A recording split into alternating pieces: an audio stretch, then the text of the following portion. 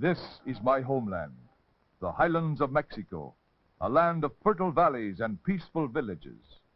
On a hillside overlooking such a valley is the place where I was born, the village of San Diego de Tecoltepec. Although it is only 60 miles from busy Mexico City, Tecoltepec has changed little in nearly 200 years.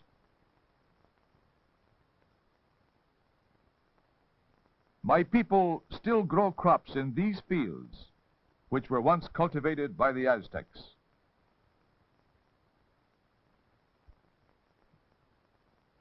Tecoltepec is a quiet place.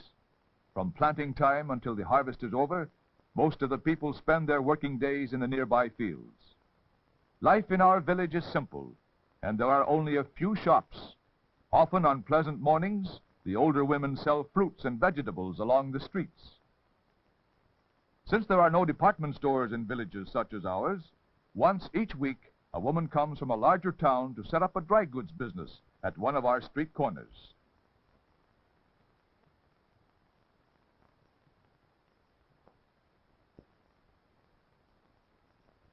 It is good manners for our children to show respect for their relatives by kissing their hand when they meet.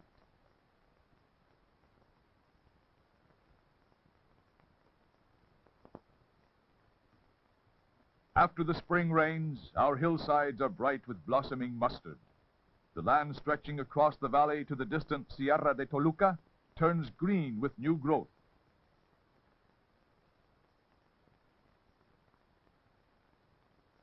In the early morning, most of the people start their daily work in the fields outside the village.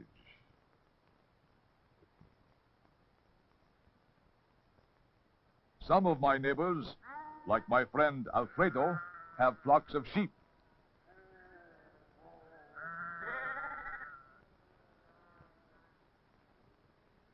Many of our farmers still use wooden plows, as men once did everywhere before they learned to make plows of iron. Each family cultivates an acre or two of land, on which a small annual tax is paid to the government. Our biggest crop is corn, which we call maíz. It is the principal food of the Mexican people.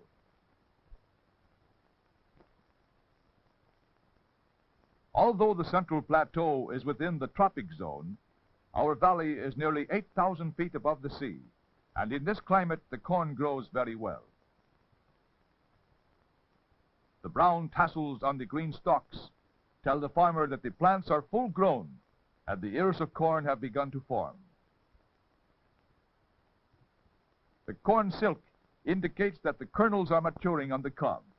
This means food for our people during the long winter months. As autumn draws near, the farmer inspects an ear or two of corn to see if it is nearly time to harvest his crop.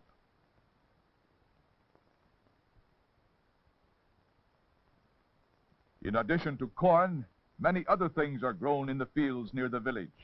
Chícharos, or garden peas, are harvested in late summer and are used as a filling in tacos. Habas, known elsewhere as lima beans, are planted along the sides of the steep hills. In our part of Mexico, we grow a cactus plant called the maguey. This plant has been used in many ways since early times. The Aztecs spun its fibers into rope and coarse cloth. Today, the maguey is grown chiefly for its strong fiber, which is used in making heavy bags. Also, it produces nutritious milk, which we call agua miel, or honey water. My neighbor Nicolas has several acres of maguey. He extracts the agua miel with a long, hollow gourd, then empties the gourd into a sheepskin that he carries on his back. To get this milky juice, Nicolas scoops the soft, pulpy sediment from a hollow he has made in the stem of the plant. This hollow then slowly fills with juice. Nicolas can extract this honey water twice each day for 6 months of the year. Agua miel takes the place of cow's milk with many of our children. When it is allowed to ferment, it becomes a drink known as pulque.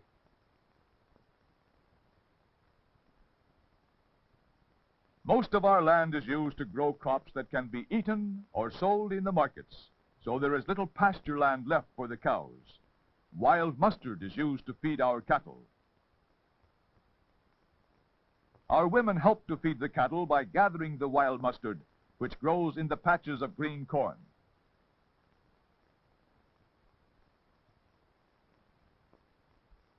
My friend Carlos has no burro or mule, so he must carry the heavy bundles of mustard on his own strong shoulders.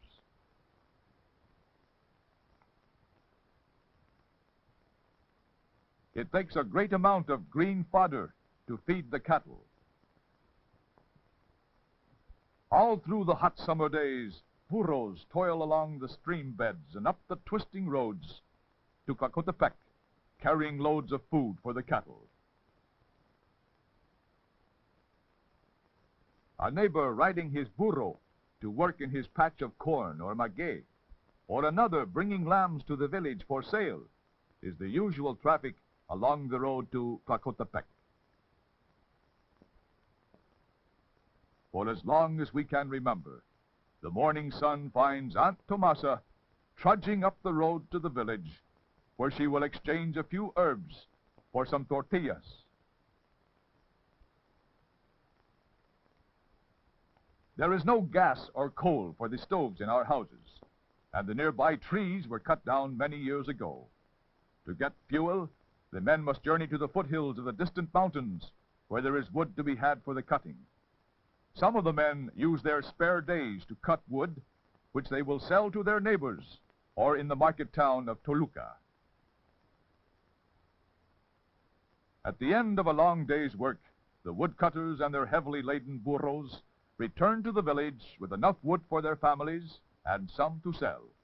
With the money made from the sale of the extra wood, they will purchase coffee, sugar, or other luxuries. Since there are no large rivers or lakes in this part of Mexico, water is very precious. The women of our village do most of the family laundry at small water holes along the bed of a nearby stream. This is not an easy way to wash clothes, but our women enjoy gathering at these places where they exchange the latest news while the washing is being done. The clothes are dried on the nearby grass or bushes. Water for household needs must be carried in cans or jars, for there is no plumbing in the houses of Tecoltepec.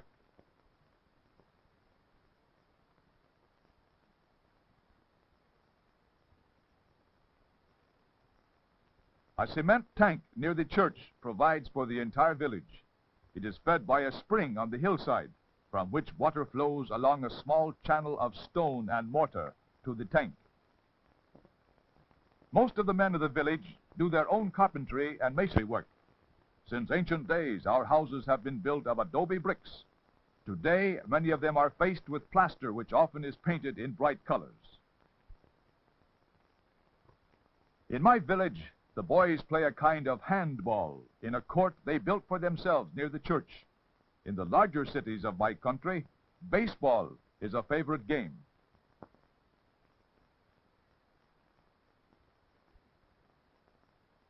Children play simple games, like this one of hopscotch.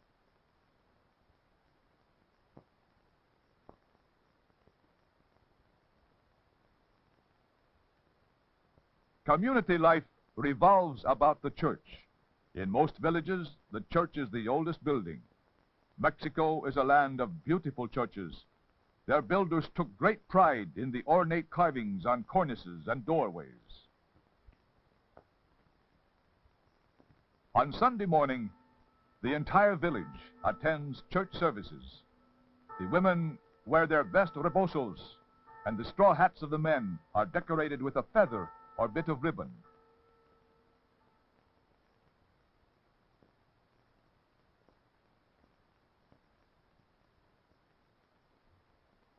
Children of the elementary and secondary grades go to our village school. It has a director or principal, and there are 8 teachers. In our country, a teacher is called profesor. Usually classes are held in the school rooms, but sometimes both teacher and pupils enjoy studying in the sunlit patio. This is a class in physiology, and each pupil must draw a diagram of the human body and name each major part. The teacher uses many charts and diagrams to help the children learn their lessons.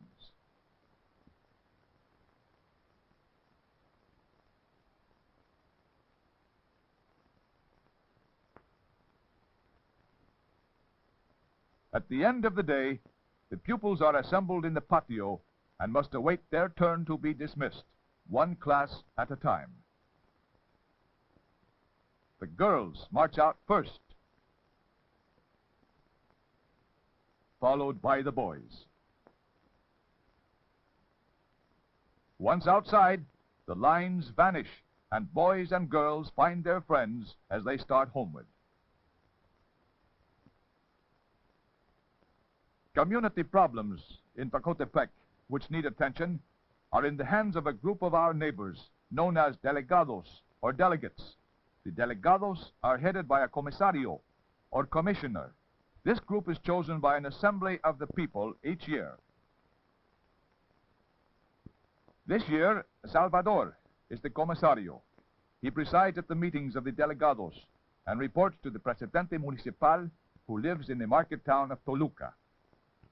Salvador has called this meeting to discuss the problem of water, an eternal one among our people.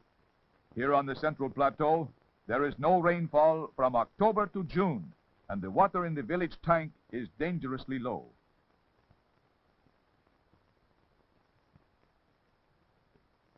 After discussing the problem, the group inspect the tank at first hand before deciding upon their report to the presidente municipal in Toluca.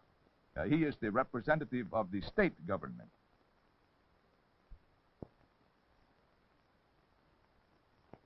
The group decides that the village needs another tank. They will request that the government supply them with the materials so they can build a new one. They hope to increase the water supply for the next year.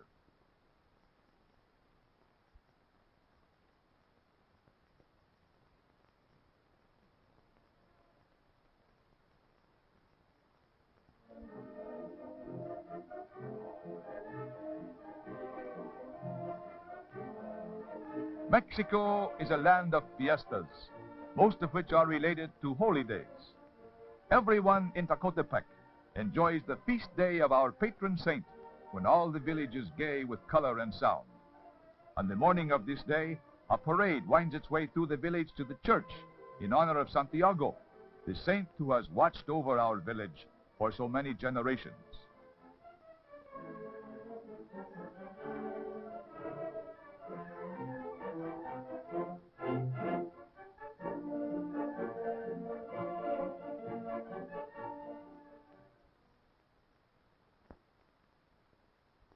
The link that binds our village to the outside world is the old bus that rocks and groans across the valley to the town of Toluca.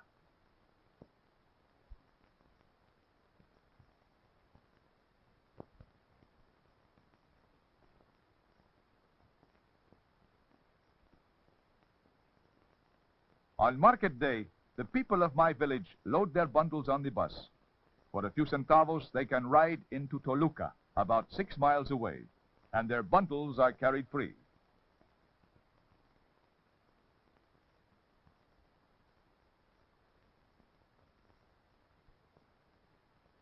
In the market of Toluca are many things which have been made in our valley. The petates, or reed mats, which we use as carpets, mattresses, and curtains in our homes.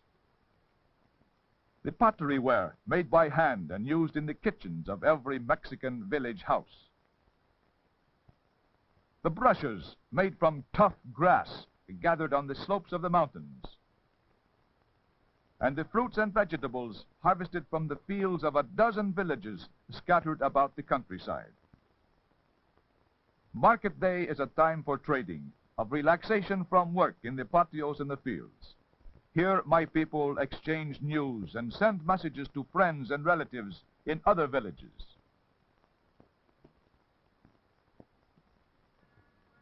After selling their loads of produce, tortillas, and agua miel at the market, most of the people walk home to save the cost of the bus fare. They return along quiet roads across the broad valley to their homes. These are my neighbors in the village of Tecoltepec, people who live a simple life, unchanged in many ways since the days of the Aztecs. Levántate de mañana, mira que ya amaneció.